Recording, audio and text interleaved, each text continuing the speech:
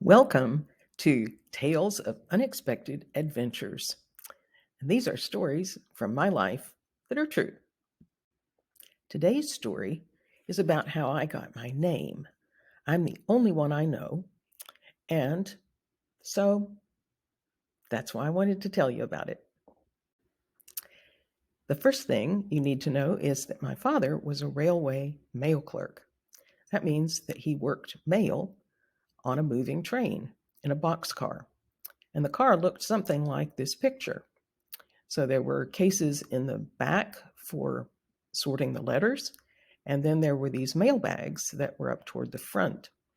And after school, on days when Dad was going to go off to work from Chattanooga to Bristol, I would go with him to watch him set up for the evening so that he could go to dinner with us before he left for the night.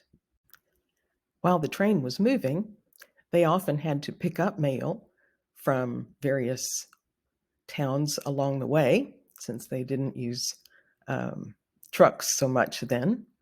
And they had what was called a catcher arm, and the post office in that little area would put all their mail in a mail bag and then hang it on a pole, and the mail clerks would have to catch that and pull it into the train. As part of his job, my dad had to memorize all the names of all the little towns and wide spots in the road in the whole state of Tennessee. And he would practice on 2x3 cards. And one of those cards had the name Leoma on it. And so he decided to name me after the town. So I have my own town, as you can see. At that point, it was unincorporated, but I think probably now it's incorporated.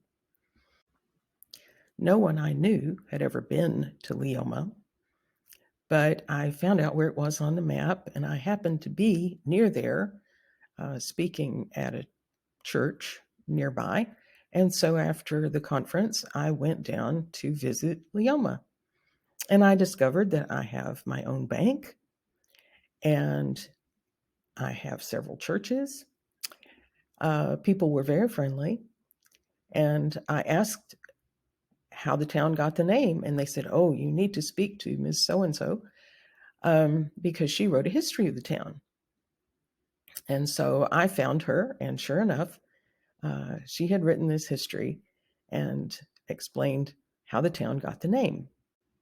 She explained that the railway mail clerk who had been working the mail on their route had two towns with the same name, and he was getting the mail confused. And so he went to the town council and said, would you consider changing the name of your town so that I don't get the mail mixed up anymore? And they said, well, we don't have any objection to that, but we don't have any names in mind either. And he said, well, I have a daughter named Leoma. Would you name the town after her? So that's what they did.